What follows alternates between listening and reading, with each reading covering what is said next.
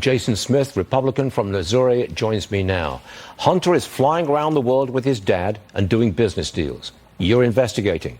Congressman, how close are you to proving the president being directly involved in these business deals? You know, it's pretty disappointing, Stuart, and it's not that hard to connect the dots. You see more than $20 million has went to the Biden family and its affiliates, and it's solely because of the perception of influence that Hunter and other members of the Biden family have with the President of the United States, including where several individuals has came forward saying that they had the president on speakerphones talking to their business associates. It's so disturbing. We had that WhatsApp message that the whistleblowers brought forward to us that was from Hunter Biden to a Chinese business partner saying, we need to hear from you immediately. I'm seated right next to my father waiting. It's just, there's so many lines to it, and we're starting to connect the dots, but we're following the facts.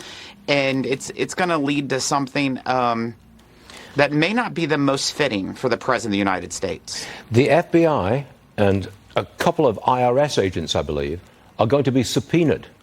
What are you looking for?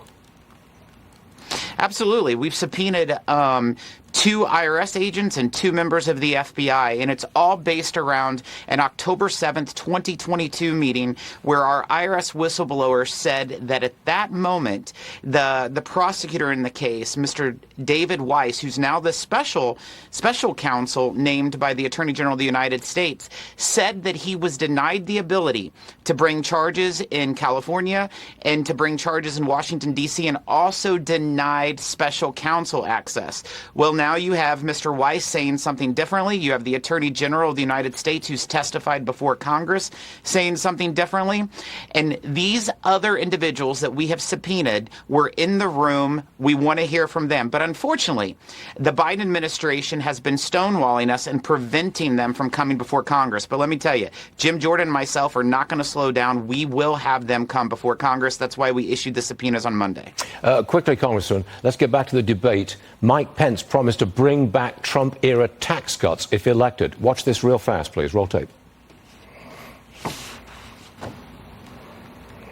When I'm president of the United States, we're actually going to cut taxes further. We're going to extend those tax cuts, and we're going to close the Federal Department of Education, block grant all that funding back to the states. With a growing economy and educational choice and law enforcement, we will bring our cities back.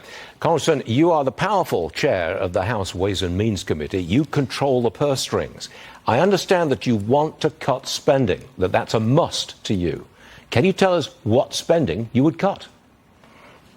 Well, first off, I'd like to respond to the vice president's comments on the tax cuts. I was thrilled to hear him say that in the debate last night, because no one's talking about the roughly $3 trillion of tax increases that's going to happen on Americans, all Americans, when these tax cuts expire in 2025. In regards to the spending, there's numerous areas where we can look at, Stuart, to cut spending. For example, let's start with the executive orders that this administration has done with the stroke of a pen. They have cost more than $1 trillion to taxpayers. That's an easy way to start. And then look at the Inflation Reduction Act that passed. It is more than 250% higher than what the cost of what they passed just over a year ago. More than $700 billion. And guess what? Those tax credits, 90% of those credits go to companies with more than $1 billion in sales. So it's not about the little people. It's about the big guy, is what the Biden team has definitely rewarded. We'll leave it right there. Congressman Jason Smith, the powerful chair of the House Ways and Means Committee. Thank you very much for being with us, sir. Always appreciate it. Come back soon. Thanks, Stuart. Yes, sir.